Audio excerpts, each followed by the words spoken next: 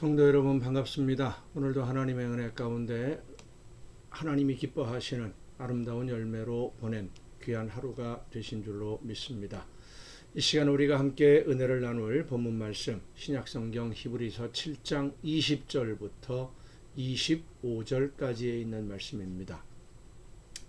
히브리서 7장 20절부터 25절까지의 말씀 봉독합니다. 또 예수께서 제사장이 되신 것은 맹세 없이 된 것이 아니니 그들은 맹세 없이 제사장이 되었으되 오직 예수는 자기에게 말씀하신 이로 말미암아 맹세로 되신 것이라. 주께서 맹세하시고 뉘우치지 아니하시리니 네가 영원히 제사장이라 하셨도다. 이와 같이 예수는 더 좋은 언약의 보증이 되셨느니라. 제사장 된 그들의 수효가 많은 것은 죽음으로 말미암아 항상 잊지 못함이로되 예수는 영원히 계심으로 그 제사장 직분도 갈리지 아니하느니라.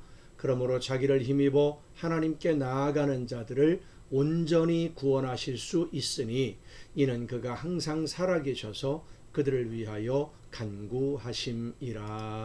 아멘.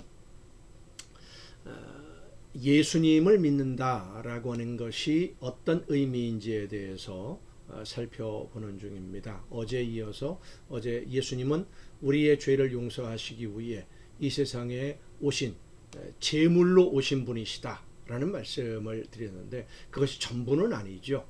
예수님의 한 부분을 설명하는 내용이고 오늘 몇 가지를 더 생각해 보고자 합니다. 예수님은 짐승의 피로는 완전히 해결할 수 없는 우리들의 죄의 문제를 근본적으로 해결해 주시기 위해서 세상 사람들의 모든 죄를 씻으시는 완전한 제물로 이 세상에 오신 하나님의 아들이십니다. 그러니까 하나님이 우리를 구원하시지만 예수님이라는 대속의 제물, 완전한 제물이 없이 구원하시지는 않는다라고 하는 말씀이죠. 왜냐하면 죄의 대가는 목숨으로만 지불할 수 있기 때문에 누군가 대신 목숨을 버려서 죄의 대가를 지불하고 제물이 되어야 되는데 이 세상에는 제물이 될 수 있는 완전한 사람이 아무도 없습니다. 세상의 모든 사람들이 다 죄인이기 때문입니다.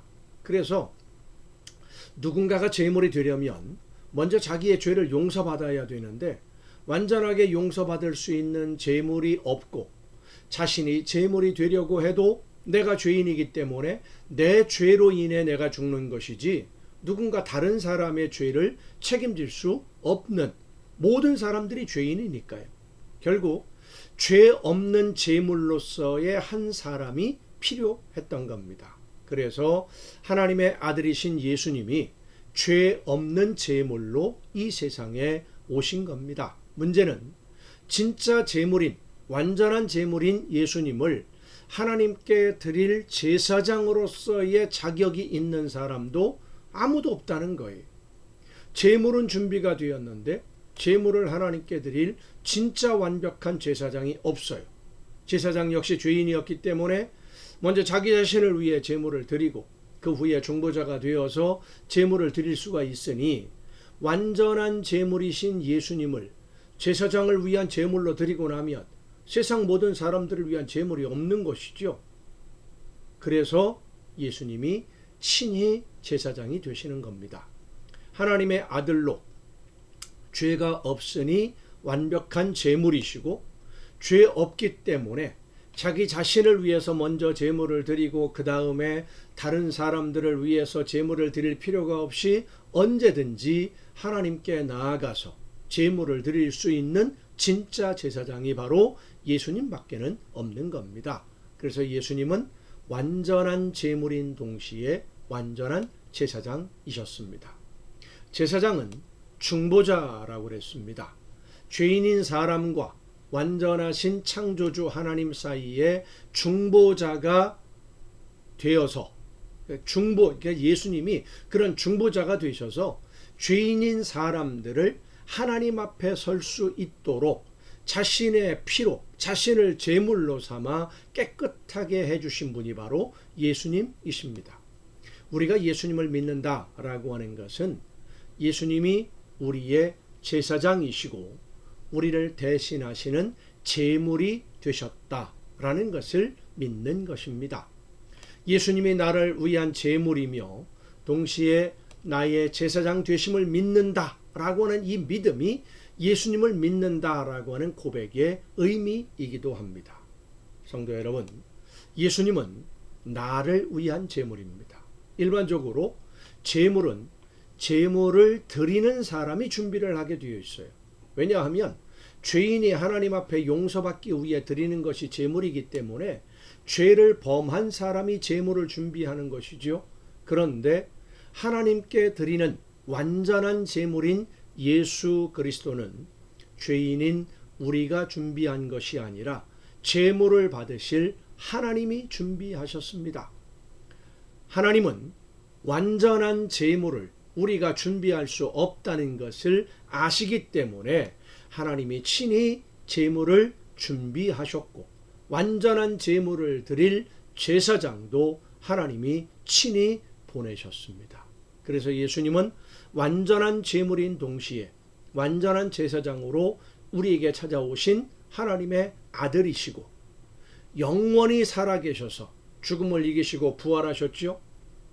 그것도 우리가 믿는 예수님을 믿는다라고 하는 믿음의 고백 중에 한 부분인데 십자가에서 제물이 되셨지만 우리를 대신해서 죽으신 그 죽음에 묻혀 있는 것이 아니라 죽음을 이기시고 부활하셔서 하나님이 이 세상을 심판하실 때 심판의 주로 다시 오신다라는 것을 믿는 것이 우리가 예수님을 믿습니다라고 하는 믿음의 고백이라고 하는 것입니다.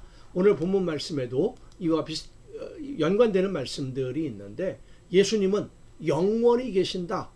제사장은 죽기 때문에 사람은 언젠가는 죽게 되죠.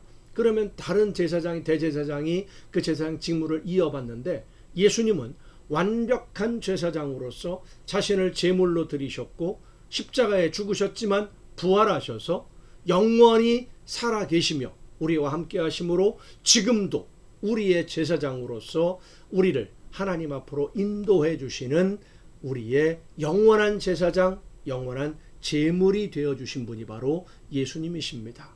그래서 우리는 예수님을 힘입어 하나님 앞에 나아가는 것이고 예수님을 힘입어 하나님을 아버지라고 부르며 하나님의 말씀을 듣고 실천할 수 있는 성령의 능력을 힘입은 하나님의 자녀가 되는 것입니다. 하나님의 자녀된 우리 모두가 나를 대신해서 목숨을 버려주신 제물이 되어주신 예수님을 생각하면서 예수님의 사랑을 받은 자녀들답게 하나님의 자녀들답게 아름다운 열매를 맺는 여러분 모두가 될 수 있기를 간절히 바랍니다. 기도하시겠습니다. 오늘도 연약한 저희들을 인도해 주시는 아버지 하나님, 제사장이시며 제물로 저희들을 하나님 앞으로 인도해 주신 예수님의 그 놀라우신 은혜와 그 사랑을 힘입어 오늘 하나님의 말씀 앞에 서 있는 저희들, 말씀해 주시는 하나님의 음성을 듣고 성령의 인도하심을 따라 믿음으로 순종함으로써 하나님이 기뻐하시는 모든 일들을 이루어가는 아름다운 자녀다운 우리 모두가 되게 하여 주시옵소서.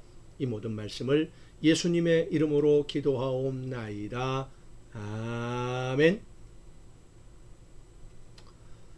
여러분 오늘도 수고 많으셨습니다. 내일도 정한 이 시간 가정예배 시간에 여러분 모두 함께 다 같이 만날 수 있기를 바랍니다. 내일 뵙겠습니다.